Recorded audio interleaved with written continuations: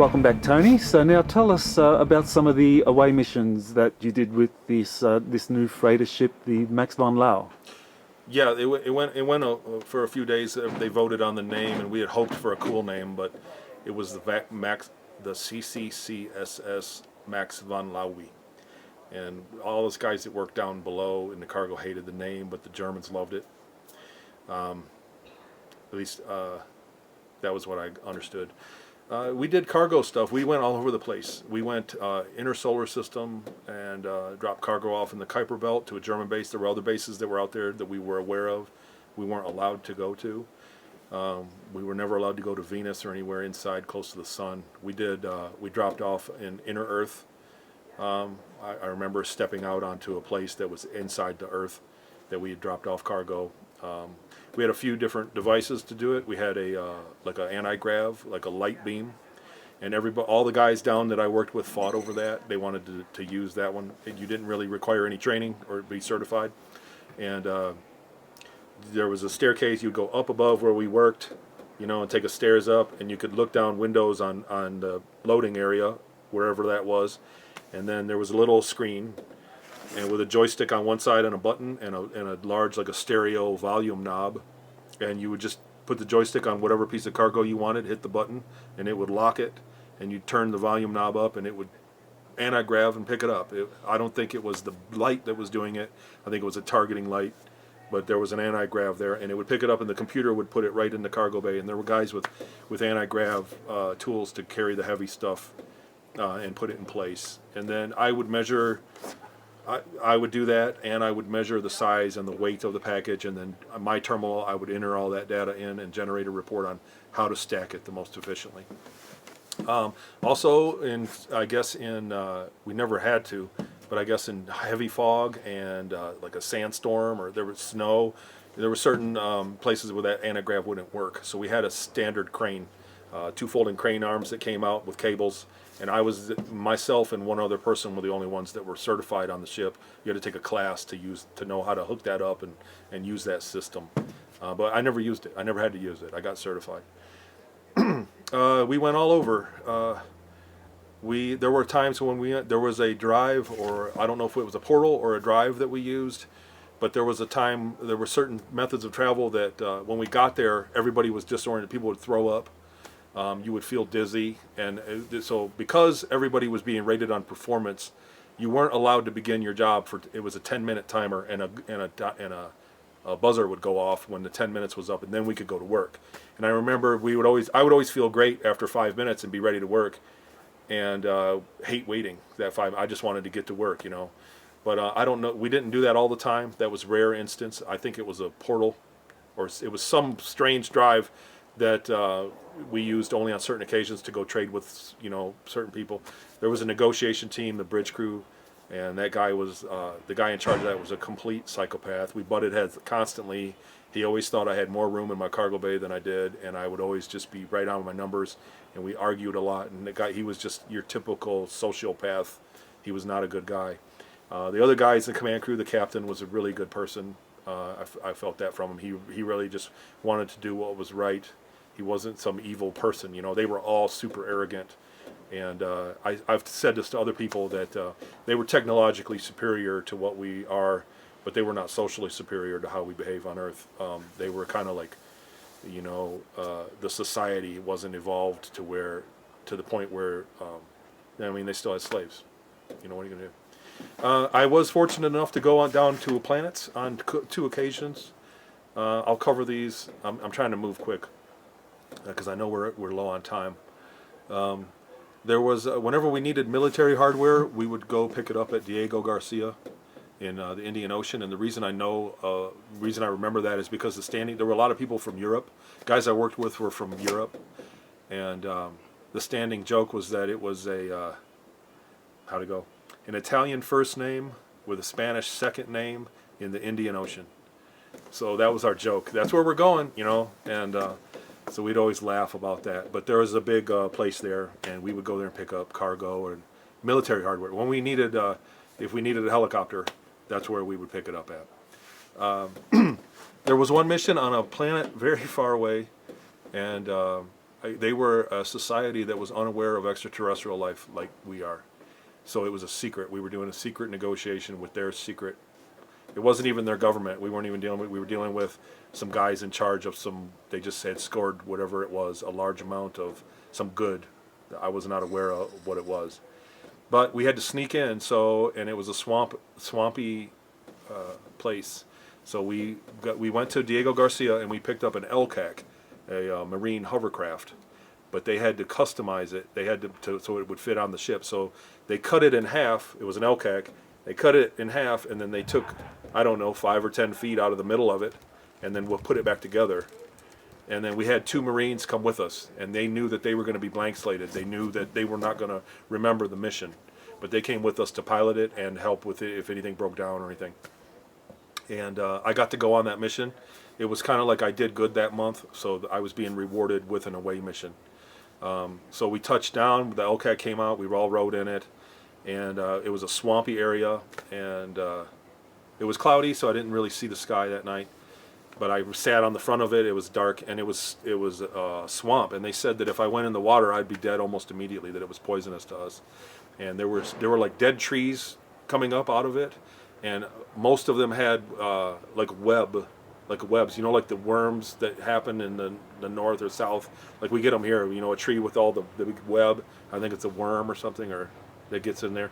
But they were all like that. They were all dead trees, and there were a few that were alive that had strange, like spiral leaves coming out of them that were like a pinkish, like a rose color. When we got there, the person that we got onto land finally, it was about a 40-minute ride. And when we got onto land, the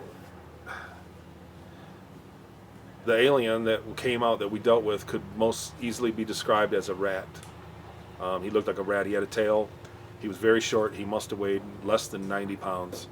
And we had translators that we could translate when we spoke, and the translator he had a very peculiar dialect, so that even the translator didn't translate him clearly, so he sounded weird when he talked, you know what I mean, like, you know, like another language, somebody that doesn't know your language that well, so he sounded kind of strange, and whenever he left, the Germans would make fun of him, you know, they were bullies about it, you know. I remember I liked him, and I was impressed, you know.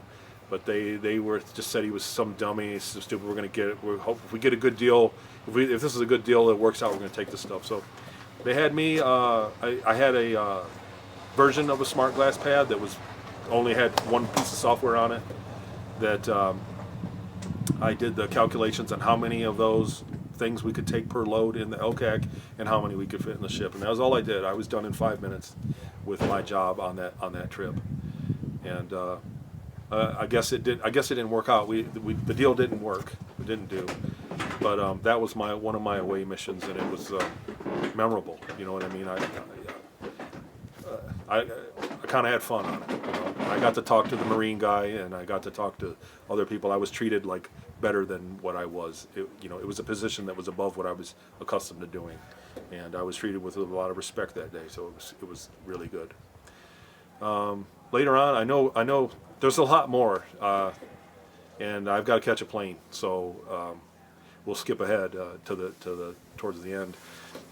Toward the end of my service, we had made a deal, and we were excited. We very rarely did any missions that were close to Earth, or even in the visible sky. They said less than 1% of our missions were in the sky where you could see a star from Earth. We were always farther out than that. And we finally said there was, and the running joke was, "Where are we at? You're in the Pleiades.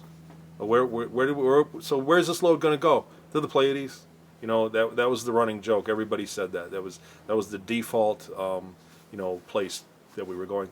So we finally actually did make a deal to do business with people in the Pleiades. And we said, and we were all just ecstatic. We were high-fiving about it. We're going to the Pleiades finally, after all this time, we're going to go there. And we went there, and the people refused for the negotiation team. The guy that I said was a psycho, they didn't want him setting foot on the place. They took girls from the ship. I guess they had somehow psychically or somehow scanned the crew, and they had chose the people they wanted to deal with, the captain and some girls and a couple of guys from the ship were allowed to go into the city, and they all said it was like marvelous and fantastic. I got to see the loading, the outside the cargo bay. I walked down there and looked outside, and there was a huge, like a parking lot, but it was made out of maybe 20 by 20 stone slabs, you know, that were shined up. It was beautiful, and then you could see off in the distance a road into some trees. It was a jungle kind of, it was a jungle topography. And when they got back, I guess they said they were Mayans. So this rings a chord with what's going on with other experiencers right now. They said they were Mayans and that we had made a deal to trade them for some of their tech for good. They needed like a pharmaceutical or something. And during the next month or so, we took more cargo to them than we had ever taken to anybody.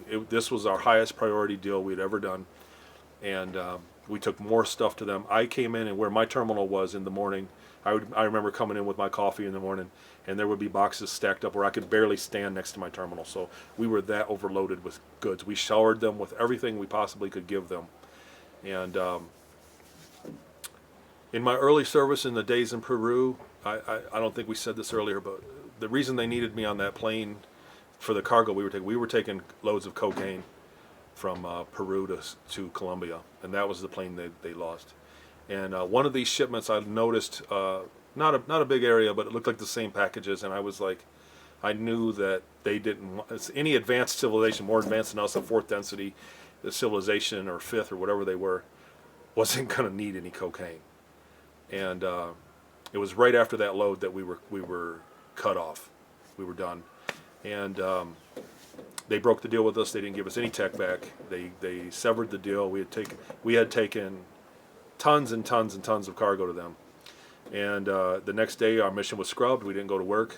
The day after that we went to meet with, we went to Jupiter, and we went inside a place, to a base. And when you went inside, there were no stars. You couldn't see any stars. It was just black sky, black. And then it was a big metal base in there. And they brought me in. Everybody that had a meeting at the bridge crew got taken in, and there was a long corridor, and there was a tall reptile guy in a robe. I want to say he was white, but he was like pale. He was like pink, brownish, pinkish. You know, he was a darker, but he was white. He was a tall reptile person with a snout. And he let us in. And one of the guys from the bridge crew, he asked me, he said, "Do you know why you're here?" And I said, "No, why?" He said, "We brought you here to die, because they have a tendency to get their point across by killing some of the crew." And I was freaked by that, but I kind of had a feeling in my mind that I wasn't going to die. You know what I mean? Like, I was comfortable in my life. I didn't think that, why would you kill me? And so we went in there, and when we got there, he opened the guy that led us there went inside a room, and he came back out, and he said, just you three. And he took the captain and the Corvette captain and the other one, I forget, commander.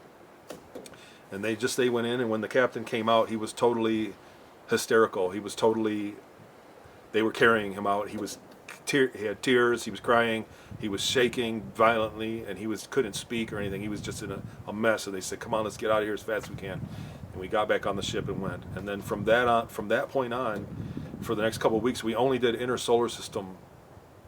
We would do an entire mission all day, and we would only take a couple truckloads worth of cargo. It was like we were on the shelf, And then a few weeks later, we were taken to Diego Garcia, and we waited. Our shipment was late, so they pulled us over to Turtle Bay there, and they dropped a cargo net out of the back cargo bay, and they let us go swimming in the ocean there. It's called Turtle Cove or Turtle Bay. And I didn't go, but I remember looking down. There were girls from the ship. They said, "Come on down and swim." And I said, No, I'm not going in there, because I knew we were going to unload some important equipment. I was told it was an important shipment. So we waited about 4 hours for the ship to come in. It was coming from China or Malaysia or somewhere. And we went back and picked up some stuff, and then I got handed radiation protocols, what to do if your radiation burned, with the shipment. And we were going, well, what is this? What are we doing? And we went back to Ceres, and it took them 3 days to modify the ship, what they said. And then during the mission briefing, they told me that because I was certified on the crane, that they're going to need to rotate these, that these were missiles.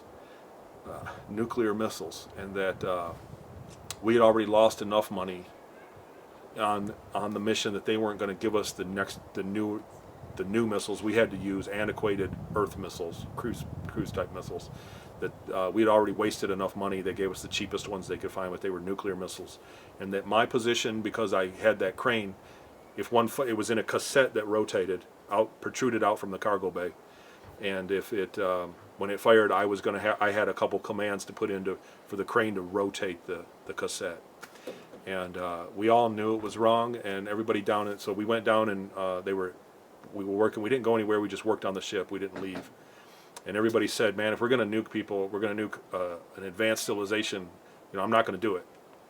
Everybody I worked with said, "I'm going to refuse to work. I'm going to refuse." And the next morning when we went to go, I said, I raised my hand and I said, "Nobody wants to go through with this." And they said, "Relax. We just want to go there and show force. They owe us payment, and we just want to go show them that we're serious. That's all this is. We're not going to hurt anybody. Don't worry about it." And we went there, and the command came, and I could hear it on the other side of the wall. The door opened, and there was turbulence. We were in the atmosphere, and the command came to shoot. And that you could hear it. It was a huge missile going off. You could hear it. The rocket engine light off and go. And then the command, and I didn't do it. I was freaked out. And I don't know what happened. I don't know if we were shooting nukes at them, at their cities, or if we were shooting them above them. I don't know. It was very traumatic. It was a very traumatic experience. But I refused, and then there was an intercom, "Hurry up." They called me Garoosted, was my nickname. And they said, "Garoosted, rotate the cassette. What are you waiting for? What are you doing?" And I stood there, and all I had to do was hit one button, and I couldn't do it. And they hit me with the shock collar.